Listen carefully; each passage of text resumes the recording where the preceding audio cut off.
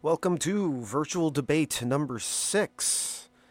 I found a video here from a gentleman named Pastor Wagner, or maybe it's Pastor Wagner if you're into composers. He says his name is Wagner, so I'm going to go with that. His video here is supposedly destroying premillennialism in less than 10 minutes. He is coming from an amillennial background of some sort, where he does not believe, and this is going to be the foundational point of this virtual debate, he does not believe in a literal 1,000-year millennium. And that's where I'm going to have a contention with on this. So let's just get right into it. Hi everyone, it's Pastor Wagner. This is my weekly video blog. Today I want to talk about premillennialism and how we can destroy that false doctrine within 10 minutes or less. So premillennialism is the teaching that Christ will come back prior to the millennium. That's why it's called pre, or the coming of Christ is pre or prior to the millennium. So premillennialism teaches that Christ will return and he will resurrect the righteous dead, and then he will set up his millennium for 1,000 literal years on earth, and then at the end of the millennium he will resurrect the wicked and judge them. So therefore historic premillennialism teaches that the resurrection of the righteous and the wicked will be 1,000 years apart, one before the millennium, one after the millennium. That is correct. He even calls it historic premillennialism. And the reason that he's calling it that is because it has been historically taught that there is a future millennium. Now, where did amillennialism come from? Well, amillennialism is basically the word millennial with the letter A before it. And the A, just like agnostic or atheist, it negates the word that you're subjecting the letter A to.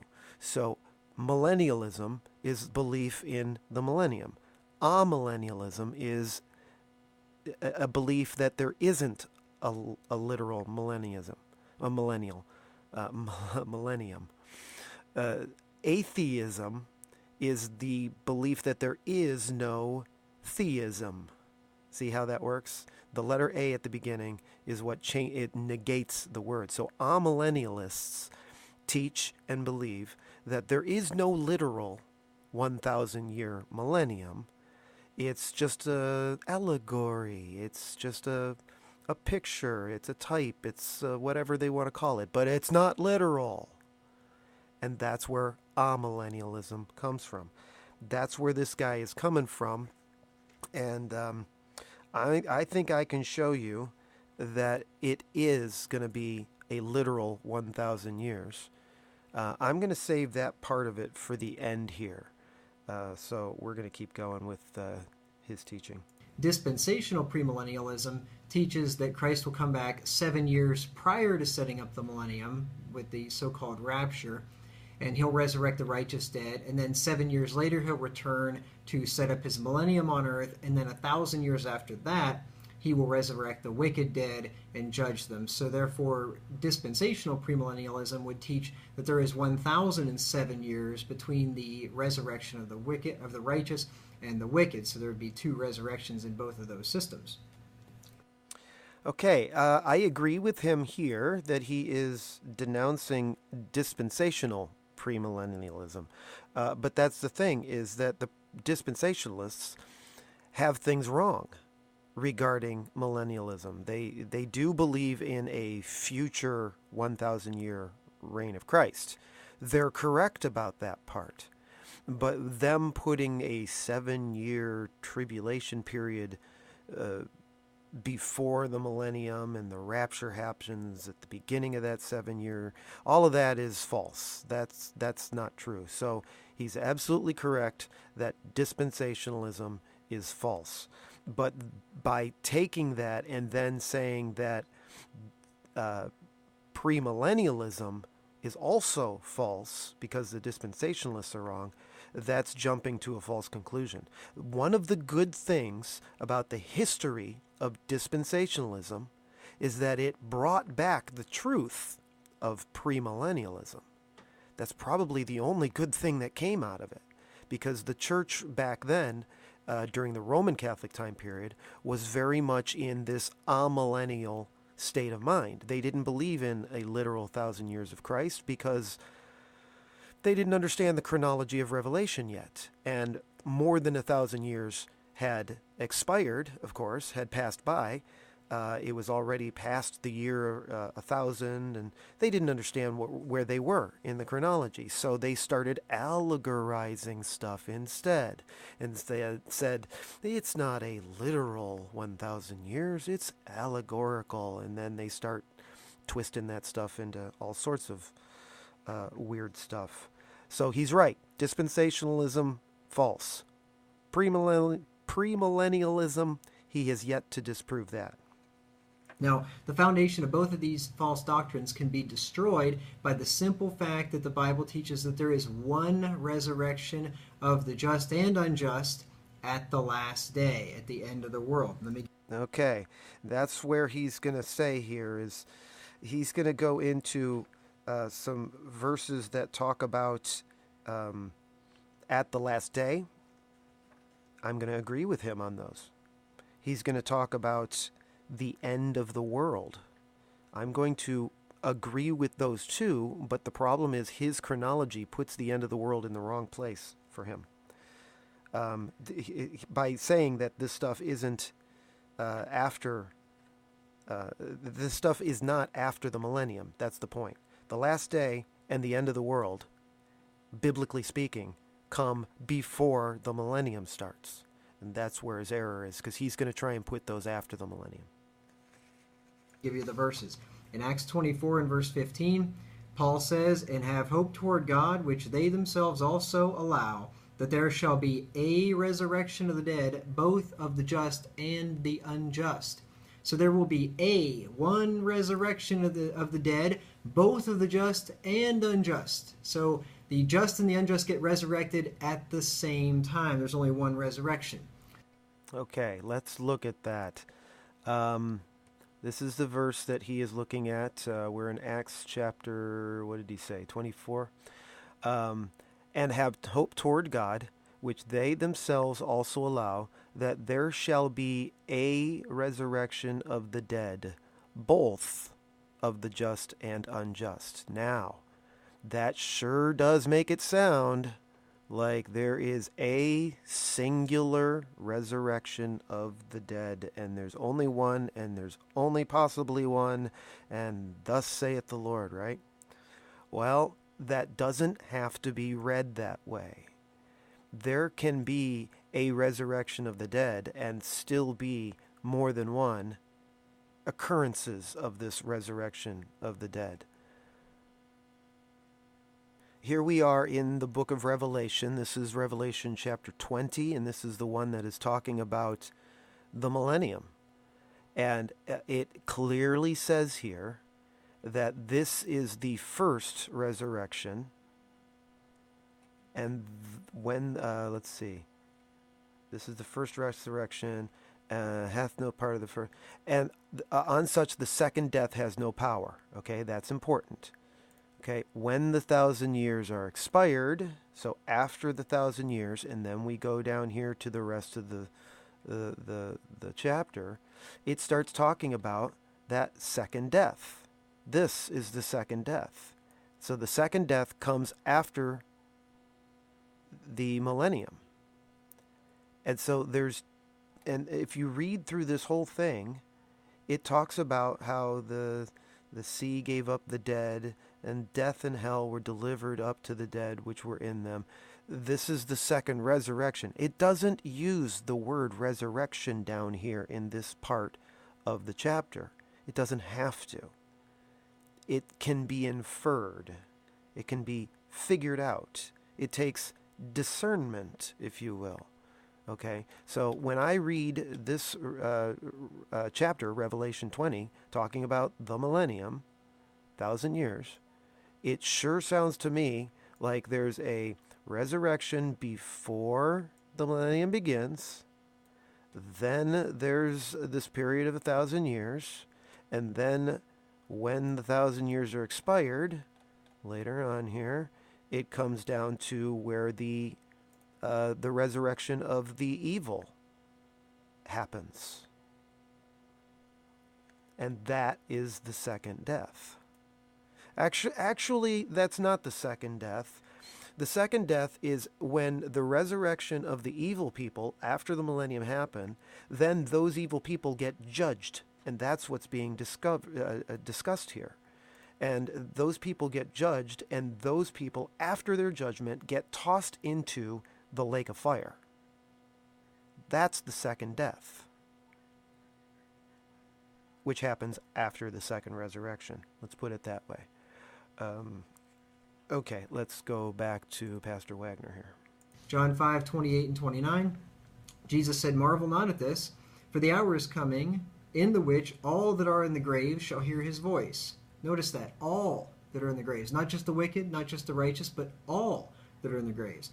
"And they shall come forth, all of them, they that have done good unto the resurrection of life, and they that have done evil unto the resurrection of damnation. All that are in the grave shall come forth."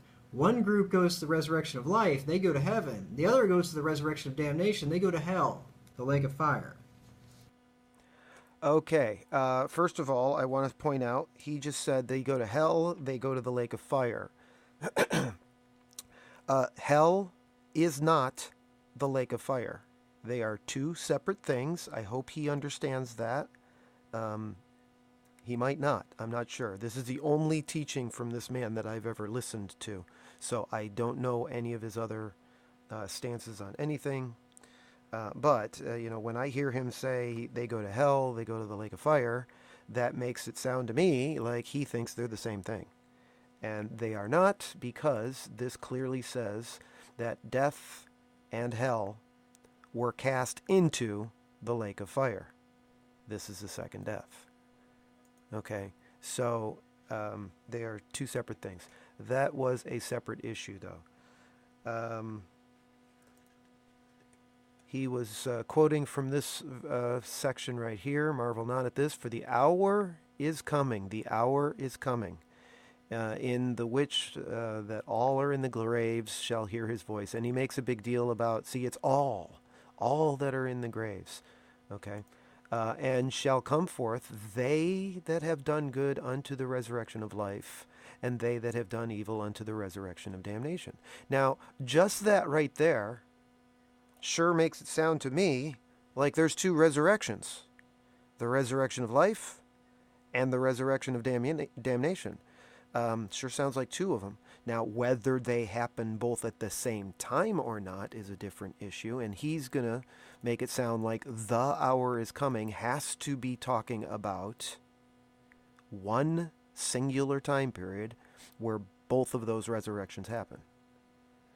And I don't believe that has to be true. I believe this phrase, "the hour is coming," can be talking about more than one time period. Why would I believe such a crazy thing like that?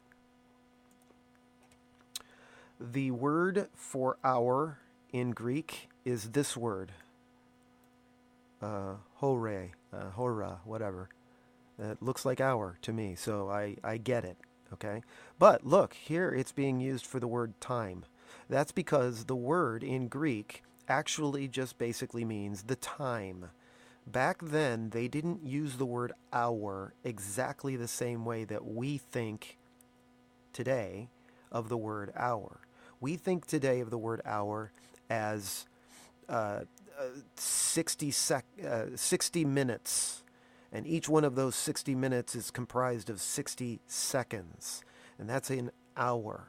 Okay, we don't really use the word the way the Bible does. The Bible just uses the word sometimes about a particular time period, and sometimes about a general time period. Welcome to... Now, let's look at the way that this phrase is used right here in this verse. This is John 16, verse 2. "They shall put you out of the synagogues. Yea, the time," or the hour, "cometh. The time cometh, that whosoever killeth you will think that he doeth God service." Okay, now in context, this is talking about Um, Jesus is warning his disciples that people are going to want to kill them. They're not all getting killed all at the exact same time, all at the same hour. So this phrase is not talking about one single specific time. It's talking about a generality of there will be a time that comes for each person. So it's not necessarily just a singular one time or 1 hour. And my point, obviously, of that is that this phrase here, the hour is coming, does not have to be saying there is just one single hour coming, a 60-minute time period, when both of these resurrections will happen.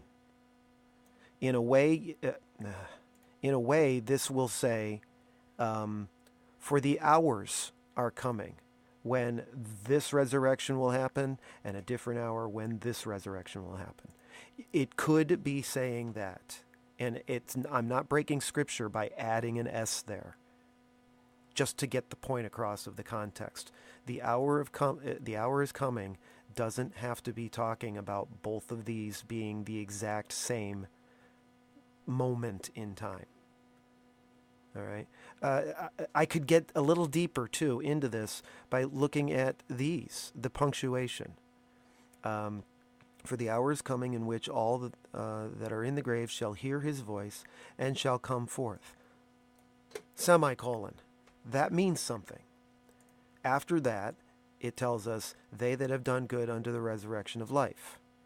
Okay? That's the main hour that he was really talking about. That's, if you want to talk about a single hour, that's the one. And that's when Jesus comes back. That's the second coming, and that happens before the millennium. Okay? And then here's another semicolon. And then after that, and they that have done evil unto the resurrection of damnation. Okay? That's after the millennium. Yes, there's a 1,000-year gap in between there. And that's a different hour that is coming. Okay? But it's still the same, all the same concept. All right. There's that. There's that. Have I everything on my list here? He also said that the resurrection of life is when people go to heaven. I don't really believe that. We are not meant to be going through this life so that we can go to heaven, go to the third heaven. That is not really the plan. The plan is for us to inhabit a world, a planet. I shouldn't have said the word world, and I'll explain that why later. And we're on this planet, and after Jesus comes back, we're going to stay on this planet in the millennium. And then after this planet is gone, after the millennium, we go to a new heaven and a new earth. So people are kind of in this mindset that you die and you go to heaven. Okay, that's true as far as when you're away from your body, you go to the third heaven to be with God until Christ comes back. But then once Christ comes back, we're back to being on a planet again, indefinitely. So, it just goes to show that he seems to have some indoctrination in his head that comes from his schooling. I don't know anything about this man, Pastor Wagner. He looks very young to me. Some would say the same thing about me, but even though I'm 47 right now, I certainly don't look 47. But this man does look like he's young, and he looks like he probably, got out of school. By that I mean like high school age, and probably went immediately into going to a Bible college of some type, in which case they fill him with a whole bunch of teachings from that school, some of which are true and some of which are false. And then he immediately calls himself a pastor and goes out there and has a piece of paper on the wall that makes it sound like he knows what he's talking about, whereas a person like me, who's just been reading the Bible by myself for, going on 18 years now, but I didn't bother spending a whole bunch of money to get a piece of paper on the wall.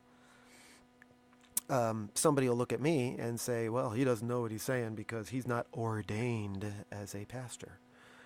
Well, I think that those schools can teach people the wrong thing, and I think some of the schools are teaching people amillennialism, and this guy just happens to be one of them. All that because he said going to heaven.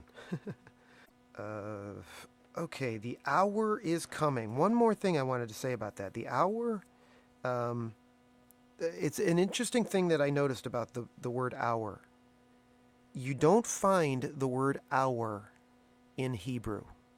The only time the word hour is used in the Old Testament is in the book of Daniel, and it just happens to be within that section of Daniel that's all written in Aramaic.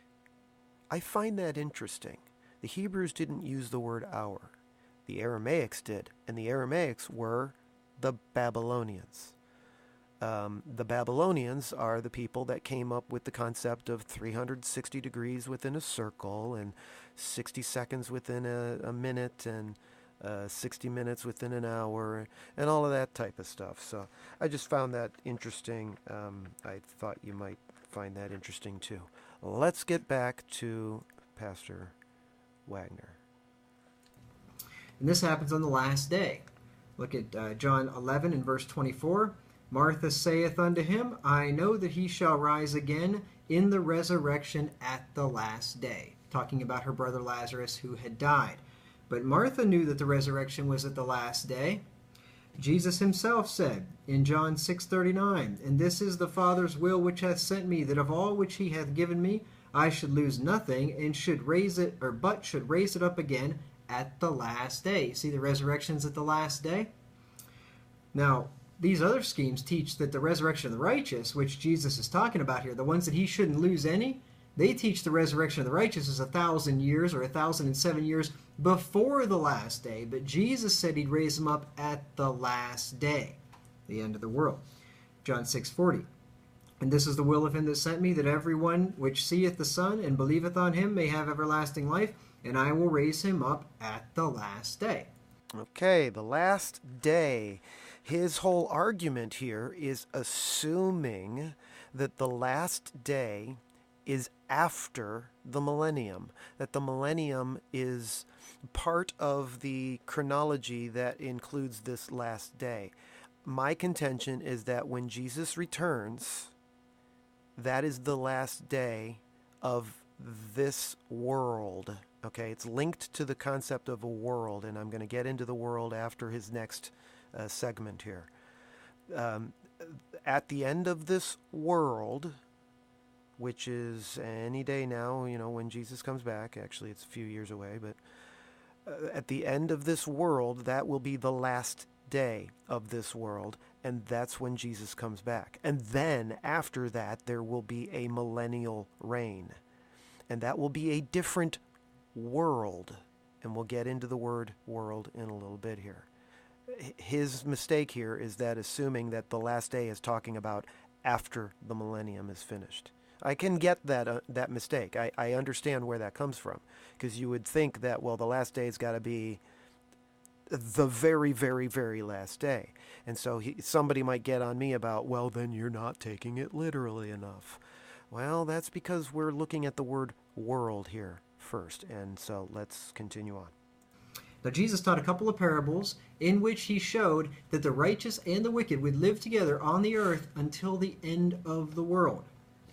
Matthew 13, verses 36 through 43. This is the explanation of the parable of the wheat and the tares. You remember the parable that the good men went out and sowed wheat in his field, and then an enemy came and sowed tares. And when they saw the tares come up, the servants asked, should we pull up the tares before the wheat harvest? And he said, no, let them both grow together until the harvest, and then pluck them up and separate them at that time. And here's Jesus' explanation of that parable. Then Jesus said to the multitude. Then Jesus sent the multitudes away, and went into the house, and his disciples came unto him, saying, Declare unto us the parable of the tares of the field. He answered and said unto them, He that soweth the good seed is the Son of Man. The field is the world, the good seed are the children of the kingdom, but the tares are the children of the wicked one. The enemy which sowed them is the devil. The harvest is the end of the world, and the reapers are the angels. As therefore the tares are gathered and burned in the fire, so shall it be in the end of this world. The Son of Man shall send forth his angels, and they shall gather out of his kingdom all things that offend, and them which do iniquity, and shall cast them into a furnace of fire. There shall be weeping and gnashing of teeth. Then shall the righteous shine forth as the sun in the kingdom of their Father. Who hath ears to hear, let him hear. Jesus says it's going to be this way at the end of the world. The Son of Man is going to come back and separate the wheat from the tares, the good from the evil, cast the wicked into hell, and the righteous are going to shine forever in the kingdom of their Father. At the end of the world, remember, they both dwell together till the end of the world. Jesus taught another parable, Matthew 13:47 through 50. Again, the kingdom of heaven is like unto a net that was cast into the sea and gathered of every kind, which, when it was full, they drew to shore, and sat down and gathered the good into vessels, but cast the bad away.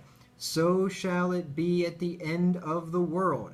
The angels shall come forth and sever the wicked from among the just, and shall cast them into the furnace of fire. There shall be wailing and gnashing of teeth. The end of the world, the wicked are severed from the just. The just aren't severed from the wicked 1,000 years or 1,007 years prior to the end of the world. The end of the world, the wicked are severed from the just at that time. You see? Okay. This whole argument of his is all resting on the concept that the end of the world is talking about after the millennium. I don't believe that is true. Okay, we're going to look at the word world. And let's see, this is one of the verses that he was talking about, the last day.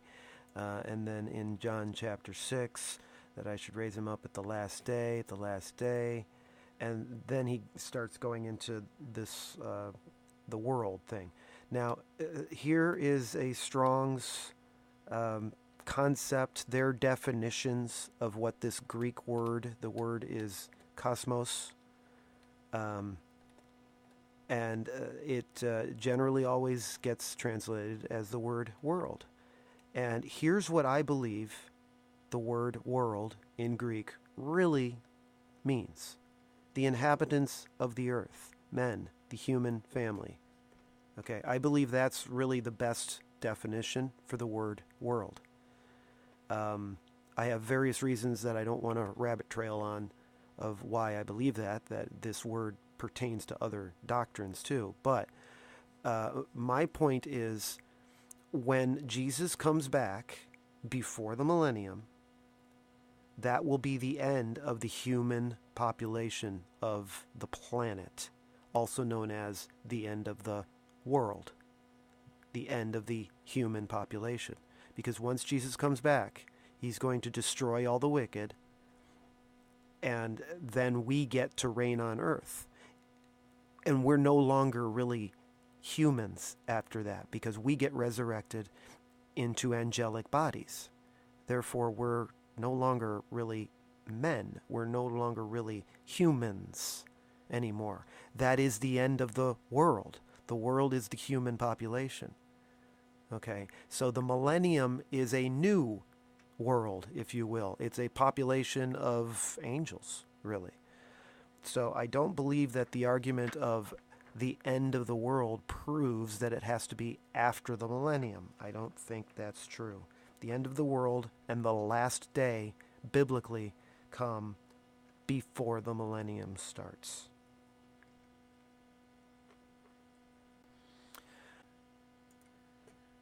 The second coming of Christ will be like it was in the days of Noah and in the days of Lot, whenever the righteous and the wicked dwelled together, until the same day that the righteous were saved and the wicked were destroyed. Listen to it in Luke 17:26 through 30. And as it was in the days of Noah, so shall it be in the days of the Son of Man. They did eat, they drank, they married wives, they were given in marriage, until the day that Noah entered into the ark, and the flood came and destroyed them all. You see, remember the days of Noah? Noah and his family, the only 8 righteous people on the earth, they dwelt with the wicked until that day, the last day Noah and his family were saved in the ark, which is a picture of Jesus Christ. and the wicked, the whole world, are destroyed on the same day. Okay, this guy is doing a great job at proving post-tribulationalism. I agree with him completely, but he's trying to paint that as if it's coming after the millennium. And that is the part that he's getting wrong on his chronology. He's proving that it all happens, the resurrection happens after the tribulation, at the last day, at the end of the world. The resurrection and the rapture, and that all happens when Christ returns. He's doing a great job at that. And that's why I think people who end up coming out of dispensationalism, or people who hear dispensationalism and reject it, they gravitate towards amillennialism because of that reason. And then it ends up being kind of a pendulum, going one way to, dispensationalism is a pendulum going one way, the wrong way, too far, and amillennialism is the pendulum going the other way, too far. Well, I believe my view is actually the pendulum's right in the middle. You get the truth of not dispensationalism. You get the truth of premillennialism at the same time, while still keeping the scriptures able to be understood literally. Continuing on. Verses 28 through 30. Likewise also, as it was in the days of Lot, they did eat, they drank, they bought, they sold, they planted, they builded. But the same day that Lot went out of Sodom, it rained fire and brimstone from heaven and destroyed them all. And listen to this. Even thus shall it be in the day when the Son of Man is revealed. When Jesus is revealed from heaven in flaming fire, taking vengeance on them that know not God and obey not the gospel of our Lord Jesus Christ, that's the day when the wicked are destroyed, the righteous are saved, on the last day at the end of the world. Amen. Amen, brother. I agree with you completely, but that happens before the millennium begins. And that can be shown in Revelation 20. He's going to say one more thing here, and then I'm going to go back to Revelation 20. No 1,000-year span between the resurrection of the wicked and the righteous. And that Okay, and that's where I completely disagree with him. His what did I have here? Yeah, those were on the word world. Okay, Revelation 20. When you look at the literal nature of this chapter, it's very difficult to get around the idea that Christ returns, and then there is a 1,000-year reign, and then there is another resurrection after that. I read that part very literally. I find there are other people, such as maybe this guy, who decide that they want to take other things in a way that they're going to call literal, such as saying that there will only be one resurrection, that there are not two resurrections. This chapter is literally saying that there are two resurrections. The first resurrection, and then that obviously implies that there will be a second resurrection, which gets coupled with the second death. So this chapter's pretty literal when it says that. But he'll take other scriptures that say, the day or the hour is coming, and take that literally as being one specific resurrection. So it's a matter of which one are you going to take literally or not. And they end up siding on the side that's not revelation. They'll take everything super literally in the way that they're saying is literal, while delegating revelation to being not literal, because revelation's all spiritual imagery, and so therefore you can take revelation as allegory. You don't have to read that part literally. But you have to read this part literally. See, that's where they go. I think Revelation should be and can be taken way more literally than people try to do. And that puts the pendulum in the middle so that you can get the truth out of what all these other teachings are getting wrong. Because I find that a lot of these teachings, every doctrinal dispute that's out there, both sides of the argument have some things right and have some things wrong. And then when you harmonize those problems, you end up coming to the truth in the middle, especially with something like Calvinism versus Arminianism. That's a whole nother debate, a whole nother video. But it's the same story. The truth is somewhere in the middle. And the truth for this regard is in the middle. Amillennialism is too far to the left, shall we say. Dispensational premillennialism is too far to the right, shall we say. The truth is in the middle. It's post-tribulation, and it's not dispensationalism, but it is premillennial.